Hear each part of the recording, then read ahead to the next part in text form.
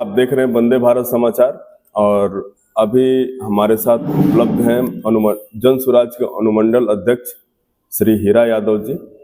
और कुरेदते ये भी पता चला है कि जन स्वराज से प्रत्याशी भी बनने जा रहे हैं, मतलब सत्ता की दावेदारी ठोकने जा रहे हैं। और जो ही सत्ता की दावेदारी कोई ठोकता है तो फिर हम सक्रिय हो जाते हैं। सक्रिय इसलिए हो जाते हैं कि जब आप सत्ता की दावेदारी ठोक रहे हैं तो आपको सवालों का जवाब भी देना पड़ेगा। और हमने इनसे निवेदन किया और ये सहर्ष बोले कि हम सवालों से भागने वाले नहीं हैं, हम आपके पूरे सवालों का जवाब देंगे और तसल्ली से देंगे। आपका स्वागत है हमारे चैनल। मैं आपका और आपके चैनल वंदे भारत का और साथ ही साथ इस चैनल को देखने वाले सभी लोगों को मैं नमस्कार करता हूं, प्रणाम करता हूं। आप प्रत्याशी पद के उम्मीदवार हैं? जी हाँ। किस पार्टी से? मैं जन स्वराज पार्टी से चैनपुर विधानसभा का प्रत्याशी। ठीक है, यहाँ से दो सवाल है मेरे। एक सवाल जन स्वराज ही क्यों, और दूसरा सवाल आप चुनाव लड़ने का मन क्यों बना रहे हैं? देखिए, अभी तक स्वर्गीय लाल मुनि चौबे जो राजनीतिक मेरे गुरु हैं, वहां से मैंने राजनीति शुरू की थी और वहां से करते करते मैं आज इस मुकाम पर आया कि अभी तक बनाते आया हूं। और एक स्वर्गीय लाल मुनि चौबे को छोड़ करके जिनको भी बनाया, कहीं न कहीं जनता और जनता की समस्याओं से जब वो दूर होने लगे तो मैं उनको छोड़ते चला अब हम रोकेंगे आपको। आपने बोला कि जिसको बनाया, आपने किसको बनाया, नाम ले सकते हैं? जी हाँ, नाम ले। चौबे जी के बाद ब्रज किशोर जी को भी बनाया, महाबली सिंह को भी बनाया, लेकिन सबसे मेरी महती भूमिका जो रही वो आज बिहार सरकार के कैबिनेट मंत्री हैं माननीय जमा खान साहब, उनको बनाने में बहुत बड़ी भूमिका रही। अच्छा, फिर उनसे दूरी क्यों हो गई? जब देखिए किसी जनप्रतिनिधि को बनाया जाता है, और मेरा जो सोच है, शुरू से सोच है कि मैं जब भी चलता हूं तो जनता की समस्याओं के साथ और जनता के लिए चलता हूं। और चुनाव जीतने के बाद वह प्रत्याशी, अरे वह जो राजनीतिक व्यक्ति जब उनके मुद्दों से भटकता है तो मैं उसका साथ छोड़ देता हूं। लेकिन अभी उनका पोस्टर टंगा हुआ है पूरे रोड पर और इस सब पे कि चैनपुर में मेडिकल कॉलेज, यहाँ से सड़क वहां तक, मतलब तमाम विकास के कार्यों को अपना गिना रहे हैं। क्या वो सच्चाई नहीं है? जी नहीं, इसमें कोई दम नहीं। कैसे, बताइए। जैसे मेडिकल कॉलेज की बात है, मेडिकल कॉलेज इनके बस का चीज नहीं है, न इनकी कोई भूमिका है। वह माननीय नीतीश कुमार जी ने घोषणा किया है कि प्रत्येक जिले में मैं मेडिकल कॉलेज बनवाऊंगा, इसलिए उसके माध्यम से हो रहा है, उसमें इनकी कोई भूमिका नहीं है। दूसरा, ये अपना उपलब्धि बताते हैं बनसिलचूरी में टावर की बात, तो टावर भी इनके बस का चीज नहीं है। वह भी जो है केंद्र सरकार की प्रायोजित योजना है और उत्तर प्रदेश में भी हो रही है, बगल में सटे हुए।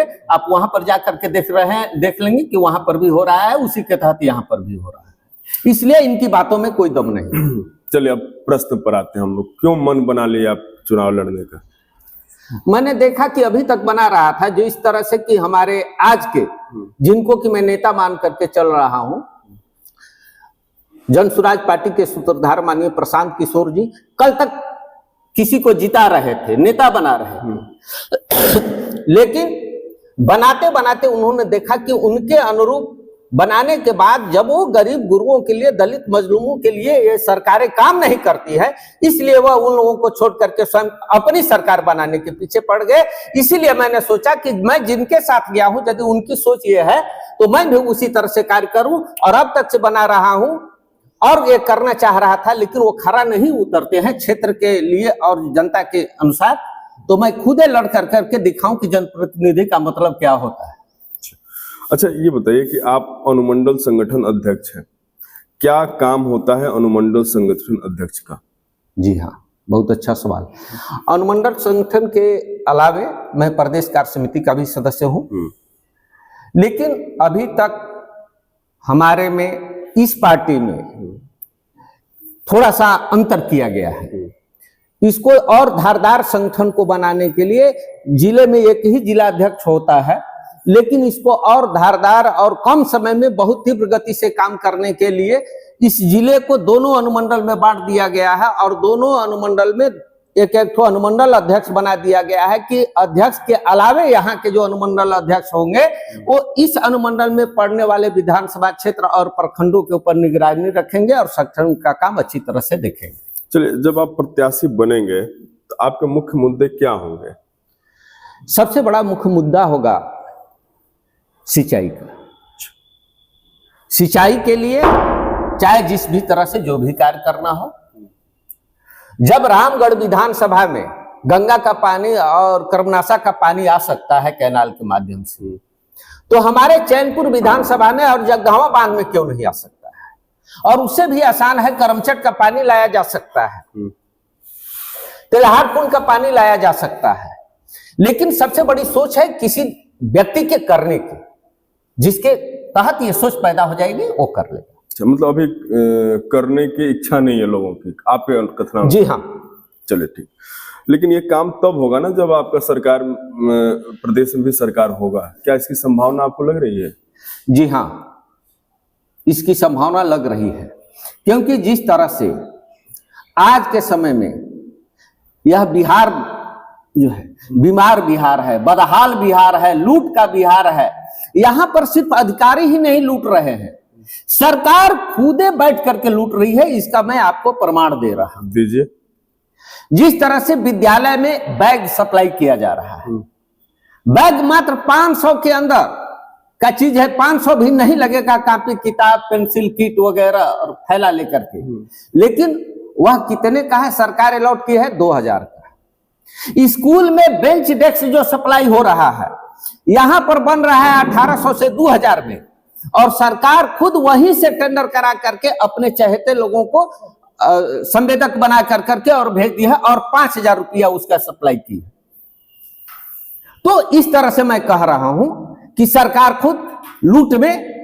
अभी माननीय नीतीश जी के बहुत खास आईएएस थे, मैं बहुत कुछ नाम नहीं लेना चाह रहा हूं, पुल धस गया, वो क्या थे, पुल का टेंडर उनके माध्यम से हुआ। आप बिहार में देख लीजिए कि लूट कितना बड़ा है। जो जो करप्शन में लिप्त है उसके ऊपर कोई जांच नहीं, उसके ऊपर कोई एफआईआर नहीं, उसको पकड़ने का या पैसा रिकवरी का कोई मुद्दा नहीं है सरकार के पास। तो क्या जनसुराज की जब सरकार बनेगी तो इन सब चीजों को पर पाबंदी लग जाएगी? देखिए, हर अधिकारी को बदलना ये तो बहुत टफ। थोड़ा उसको डिटेल में समझाइए। इसमें अभी तो चिट्ठी मेरे पास डिलीट हुआ है, 10 जनवरी को आरटीआई के माध्यम से बीपीएससी कार्यालय से निकाला गया है। ये लास्ट वाले शिक्षकों की बहाली में सामान्य वर्ग की 263 सीटें थी। ये सिर्फ मैथ की बात मैं करता हूं। मैथ में 263 सीटें थी सामान्य वर्ग के लिए। उसमें से मात्र जो है 62 बच्चे, अरे 63 बच्चे जो हैं, 262 सीटें थी, जिसमें मात्र 63 बच्चे बिहार के हैं, बाकी 199 बच्चे हैं वो अदर स्टेट के हैं। इसलिए मैं कह रहा हूं कि यह सरकार ने जो इस तरह की बात की है या पॉलिसी जो लाई है, अपने आप को देश का नेता साबित करने में, बिहार के शिक्षित बेरोजगारों के लिए, बिहार के बच्चों के लिए यह बहुत बड़ा दुर्भाग्यपूर्ण समय है। और मैं मानूंगा कि इसके खिलाफ में हम सभी को मिल करके इस सरकार के खिलाफ में और इस जो कि व्यवस्था के खिलाफ लड़ने की जरूरत है कि यहाँ के प्रदेश के बच्चों को पैसा हमारा, क्षेत्र हमारा, हर चीज हमारा, और नौकरी पाए दूसरे प्रदेश के लोग आकर के, ये कतई हम बर्दाश्त करने के लिए तैयार नहीं है। शराबबंदी पर आपका क्या मत है? और सूखा नशा एक तरफ बढ़ रहा है, इस पर भी थोड़ा सा प्रकाश। देखिए, मैंने कहा कि शराबबंदी जो है यह पूर्णतः से गलत पॉलिसी है। इससे इस प्रदेश को आर्थिक क्षति हो रही है, और हमारे नेता ने कहा है कि शुद्ध रूप से जो आय शराबबंदी से, शराब से होगा, उस पैसे को शुद्ध रूप से हम शिक्षा में लगाएंगे और शिक्षा की गुणवत्ता को हम बहाल करेंगे। गुणवत्तापूर्ण शिक्षा बिहार के बच्चों को देने का हम काम करेंगे। इसलिए तो जो भी हो, एक क्राइटेरिया, नशा जो है मैं मानता हूं कि गलत है, यह बुरा है, किसी भी प्रदेश के लिए और प्रदेश के नौजवानों के लिए और प्रदेश के भविष्य के लिए। लेकिन ये जो रोकने का प्रयास किया जा रहा है, जो बड़ी बड़ी एजेंसियां हैं जो लाती हैं, जो सप्लाई करते हैं, उन्हें नहीं पकड़ा जाता है। गरीब गुरबे जो ले करके पीते हैं और पी करके कहीं इस तरह से बात करते हैं, उनको पकड़ करके बंद किया जाता है। तो निरीह लोग इसमें जो है शामिल हो रहे हैं और बड़े लोग जो हैं वो सरकार के तमाम अधिकारी मिले हुए हैं। बहुत जगह आपको मिला हुआ है कि कहीं तो थाने पकड़ता है और उसी को सप्लाई करता है, कहीं बड़े बड़े अधिकारी मिले हुए हैं। आज जो है कि उसी का देन है लॉ एंड ऑर्डर कि पुलिस को आज बिहार प्रदेश की जनता खदेड़ खदेड़ के अभी होली के पर्व में कितने, हमको लग रहा है 4-5 जगह मारे गए हैं। एक हमारे यहाँ पिपरिया के जो थे ASI, उनको भी मौत हो गई है। तो मैं चाहूंगा कि इस तरह की जो कुव्यवस्था है इससे बचने का प्रयास करें, एक सही व्यवस्था लाने का हम लोग काम करेंगे। चलिए, हमारे साथ उपस्थित थे अनुमंडल संगठन अध्यक्ष हीरा यादव। आप इनके बातों से कितने सहमत हैं, कितने नहीं सहमत हैं, आपके सारे प्रश्नों को हम पूछ पाए या नहीं पूछ पाए, सारी जानकारी आप कमेंट में लिख सकते हैं। एक बार पुनः मैं आप सभी को नमस्कार करता हूं।